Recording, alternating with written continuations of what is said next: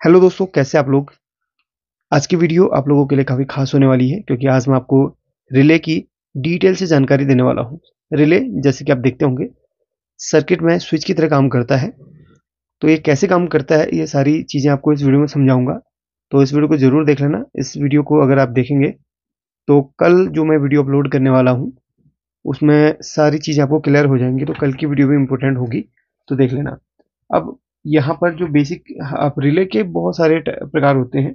जैसे आप देखेंगे तो अलग अलग सर्किट में अलग अलग रिले आपको देखने के लिए मिल सकती है। जैसे जो लोड वाले सर्किट होंगे उसमें टी शेप की रिले मिलेगी। तो सभी की वर्किंग एक ही जैसी होती है।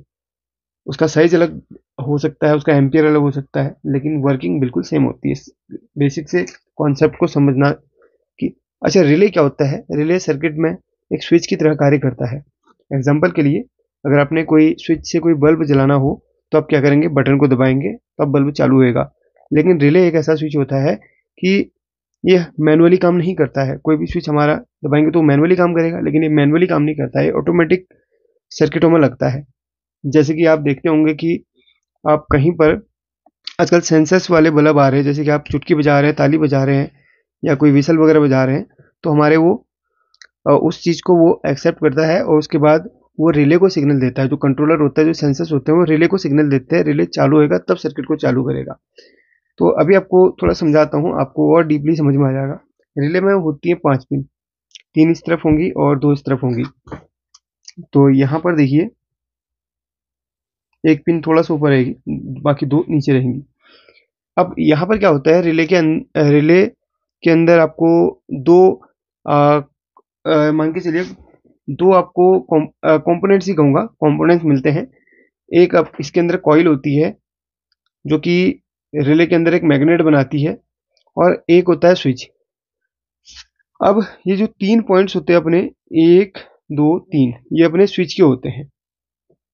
अ, और ये दोनों पॉइंट्स अपनी कॉइल की होती हैं। इसके अंदर एक कॉइल होती है। अभी आपको दिखाऊंगा, ओपन भी करी मैंने रिले। अब यहाँ पर देखें और समझें इस चीज़ को। इन दोनों अब रिले कितने वोल्ट से ऑपरेट है उसमें लिखा रहता है कि ये 12 वोल्ट ऑपरेटेड है, 5 है, 24 है, उसमें लिखा हुआ रहता है। जैसे कि आप यहाँ पर देखें तो इसमें 12 वोल्ट लिखा हुआ है, तो ये 12 वोल्ट से चलेगा।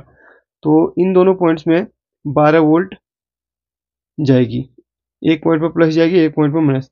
अब इसमें प्लस माइनस उल्टा सुल्टा किसी में भी आप दे सकते हैं, ऐसा कुछ नहीं है, क्योंकि अंदर कॉइल होती है, कोई ऐसा डायोड वगैरह नहीं है इसके अंदर। तो 12 वोल्ट इसके अंदर प्लस और माइनस में दे दीजिए तो रिले एक्टिवेट हो जाती है। अब ये 3 अपने स्विच के होते हैं। अब जैसे चलिए मैं आपको अच्छा इनके वो बता देता हूँ, इनको क्या कहते हैं रिले की लैंग्वेज में, इन 3 पॉइंट्स को। ये तो कॉइल के पॉइंट हो गए, इनको कॉइल के पॉइंट्स कहा जाता है। और ये अपने स्विच का पॉइंट हो गया। अब इसको बोला जाता है कॉमन। इसको कॉमन या मूवेबल पार्ट भी कहा जाता है इसको, क्योंकि ये मूव करता है। ये कॉमन लिख देता हूँ। और ये NO। अब NC मीन्स नॉर्मली क्लोज, ये NO मतलब नॉर्मली ओपन। अच्छा, नॉर्मली क्लोज मीन्स ये दोनों पॉइंट्स आपस में कांटेक्ट में रहते हैं। जब आपको रिले बिल्कुल इस अवस्था में है तो ये दोनों पॉइंट्स आपस में कंटिन्यूटी देंगे जब आप चेक करेंगे, क्योंकि ये पॉइंट इसके साथ बिल्कुल क्लोज में है अभी, इसके साथ कनेक्ट है इंटरनली अभी इस वक्त। तो ये नॉर्मली क्लोज इसीलिए इसको कहा गया है। यानी कि सिंपल सा है, रिले को पकड़िए, जिन दोनों पॉइंट्स में आपको कंटिन्यूटी मिलती है वो नॉर्मली क्लोज पॉइंट होता है। सारे चीज़ें आप नोट करते रहिएगा। कंटिन्यूटी में रखा और ये और ये देखिए आपस में कंटिन्यूटी दे रहे हैं, तो ये नॉर्मली क्लोज पॉइंट ये वाला हो गया। ऊपर का तो कॉमन होगा ही, तो ये नॉर्मली क्लोज। सपोज अगर इसमें कंटिन्यूटी देता तो हम इसको नॉर्मली क्लोज कहते, क्योंकि नॉर्मली क्लोज ये है, इसके साथ ये क्लोज में है अभी। अब अब ये नॉर्मली ओपन है, इसके साथ ये कोई कनेक्ट नहीं है, तो ये ओपन है बिल्कुल सर्किट। तो इसको इसलिए नॉर्मली ओपन कहा गया है।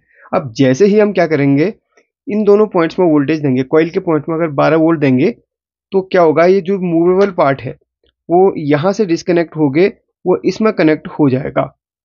ये वाला मूवेबल पार्ट है, ये वाला, ये पत्ती रहती बीच में, पहले इधर टच रहेगी डेड कंडीशन में। जैसे कॉइल पे आप वोल्टेज देंगे 12 वोल्ट, जितने वोल्टेज ऑपरेटेड है, तो ये उठ के इधर पे चला जाएगा। तो अब इनमें कंटिन्यूटी आएगी जब आप इधर पे 12 वोल्ट देंगे, फिर इनमें नहीं आएगी। समझ गए आप। तो इसलिए इसको मूवेबल पार्ट कहा जाता है। वोल्टेज देने पर ये यहाँ से इधर पहुंच जाता है। ये पार्ट अलग है, ये पार्ट अलग है। अब समझो इस चीज को। ये रिले है, ये रिले के 3 पॉइंट्स हैं। ये और ये कॉइल का पॉइंट हो गया। इसको देखें तो ये देखिए अंदर कॉइल लगी हुई है, बीच में एक, देखो बीच में एक मेटल है और उसके चारों तरफ कॉइल को लपेटा गया है, मतलब वायर को लपेटा गया और कॉइल की शेप बना दी गई है। तो इस और इसमें हम जैसे ही वोल्टेज देते हैं 12 वोल्ट, तो ये कॉइल पे क्या होता है, एक इसमें मैग्नेटिक फील्ड इसमें बनता है, मैग्नेटिक फील्ड इसमें जनरेट होता है। और ये जो बीच की रॉड आपको दिख रही है, ये मैग्नेट की तरह बिहेव करती है। इस वक्त तो आयरन है, तो जैसे इसमें कॉइल में वोल्टेज जाएगा तो ये मैग्नेट की तरह बिहेव करेगा। ठीक है, जैसे मैग्नेट की तरह बिहेव करेगा और फिर क्या करेगा, ये इस वाले मेटल को अपनी तरफ को खींचेगा, इस वाले मेटल को अपनी तरफ खींचेगा। अभी देखिए ये पार्ट, ये नॉर्मली क्लोज के साथ कनेक्ट है, ये मूवेबल पार्ट है सेंटर में ये वाला। अब ये किसके साथ में कनेक्ट है, ये नॉर्मली क्लोज के साथ कनेक्ट है। जिसके साथ कनेक्ट है वो नॉर्मली क्लोज, ये देखिए इसके साथ ही कनेक्ट है, इसलिए कंटिन्यूटी दे रहा है इन दोनों में, यहाँ से पूरा इन दोनों में कंटिन्यूटी दे रहा है। तो जैसे हम रिले पे वोल्टेज देंगे तो ये ऐसे इसके साथ नीचे टच हो जाएगा, ऊपर वाले को छोड़ के वो नीचे का टच हो जाएगा, नॉर्मली ओपन पे टच हो जाएगा, इसमें टच होगा तो फिर इन दोनों में कंटिन्यूटी आएगी। दिखाता हूँ आपको मैं लाइव। कॉइल के तो 2 पॉइंट्स में हम वोल्टेज देंगे, एक पॉइंट ये है, एक पॉइंट ये है। ठीक है, अब ध्यान से देखो, जैसे मैं वोल्टेज दूंगा तो ऊपर से हटके वो नीचे टच हो जाएगा। एक सेकेंड, ये थोड़ा सा डिस्टर्ब हो गया मेरे बाहर खींचने की वजह से, तो मैंने से खींचा था अभी तो डिस्टर्ब हो गया, थोड़ा सा ज्यादा वो फैल गया है।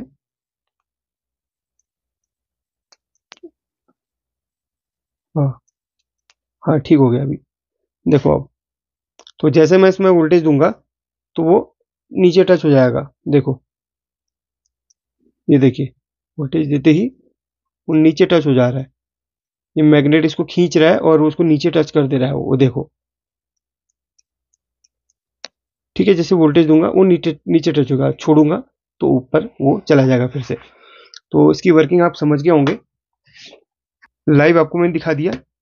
तो अब इसका प्रयोग सर्किट में क्यों किया जाता है। अब इसका प्रयोग सर्किट में इसलिए किया जाता है कि सर्किट को है ना ऑटोमेटिक करने, किसी बल्ब को ऑटोमेटिक चालू करना है। चलिए बताता हूँ। अब यहाँ पर फिर से मैं रिले के सारे पॉइंट्स को यहाँ पर बना देता हूँ। अब यहाँ पर प्लस माइनस इन दोनों पॉइंट्स में जो वोल्टेज आएगी, अब चलिए मैं एक बल्ब यहाँ पर लगा लेता हूँ, बल्ब इसमें बना देता हूँ। ठीक है, ये रिले के अंदर का भाग है और ये बल्ब लगा हुआ है इधर पे। चलो चित्र उतना खास नहीं बना, लेकिन समझ लो कि ये बल्ब लगा हुआ है। अब बल्ब का एक पॉइंट कहाँ से कनेक्टेड होगा, तो ये लाइव, ये न्यूट्रल पॉइंट, न्यूट्रल वाला इधर से है और लाइव वाला इधर पे आएगा। ये देखो यहाँ से कनेक्टेड होगा। ठीक है, ये लाइव न्यूट्रल हुआ है, तो न्यूट्रल तो बल्ब में डायरेक्ट चला गया और लाइव वाला रहेगा इधर पे रिले के एक पॉइंट पे, और एक यहाँ पर जो है यहाँ से इसके साथ में कनेक्ट हो जाएगा ऊपर। अभी ऑफ कंडीशन में रिले के ये दोनों पॉइंट्स आपस में जुड़े हुए हैं, ये दोनों आपस में जुड़ेंगे तो क्या होगा, बल्ब चालू हो जाएगा स्विच की तरह। ये कब जुड़ेंगे, ये कब जुड़ेंगे, जब रिले पे 12 वोल्ट आएगी। अब रिले पे 12 वोल्ट कब आएगी, जब कोई कोई ऑटोमेटिक सर्किट है, कोई सर्किट है एग्जांपल है, कोई सा भी सर्किट है, उस पर सेंसर्स वगैरह लगे हुए हैं, सेंसर लगे हैं और सेंसर क्या होंगे, उसको आदेश देंगे। सेंसर आईसी लगी होगी, आईसी सेंसर को आदेश देगी। सेंसर अब किस काम के लिए लगा है, जैसे सेंसर चुटकी वाला लगा हुआ है तो वो सेंसर चुटकी की आवाज़ सुनेगा और आवाज़ सुनते ही वो आईसी को एक सिग्नल देगा और आईसी एक 12 वोल्ट का एक पल्स इन दोनों पिनों पे पल्स यानी कि वोल्टेज ही आएगा पल्स के रूप में। तो ऐसे ही इधर जैसे ही वोल्टेज आएगी रिले एक्टिवेट हो जाएगी और ये दोनों पॉइंट्स आपस में कनेक्ट होकर बल्ब को ऑन करवा देंगे। आई होप कि आप समझ रहे होंगे सारे कॉन्सेप्ट को। बिल्कुल उसी तर्ज पे हमारा ये माइक्रो कंट्रोलर, जो कि आटा चक्की का माइक्रो कंट्रोलर, वो काम करता है। इसके अंदर दो मोटर होती है, एक अनाज वाली मोटर होती है, एक अनाज पीसने वाली मोटर होती है। वो मोटर के अंदर रिले लगी होती है।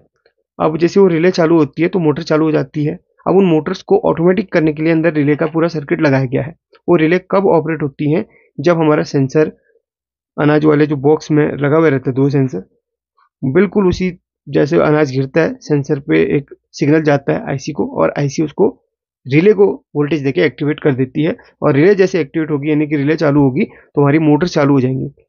फिर वैसे ही अनाज खत्म होएगा। अनाज खत्म होते ही सेंसर्स पे कुछ भी ऑब्जेक्ट नहीं आएगा, सेंसर आईसी को सिग्नल देंगे कि यहाँ पे कुछ भी नहीं है। तो आईसी फिर हमारे रिले को एक वोल्टेज देगी, सॉरी रिले पे सिग्नल देगी और रिले का वोल्टेज कट कर देगी। ये इस तरीके की वर्किंग होती है हमारे कंट्रोलर्स के अंदर। किसी भी कंट्रोलर को आप देखें, हैवी से हैवी कंट्रोलर है जिनके अंदर रिले लगी हुई है, उनकी सारी वर्किंग ऐसी ही होती है। आई होप कि आप समझ गए होंगे कि ये वर्किंग में मतलब कैसे वर्क करती है। अगर आपको पसंद आए तो वीडियो को लाइक करना, शेयर करना, नहीं समझ में आए तो और भी बेहतरीन तरीके से सिखाने की कोशिश करूंगा, लेकिन कमेंट करके जरूर बताना कि आपको वीडियो कैसी लगी।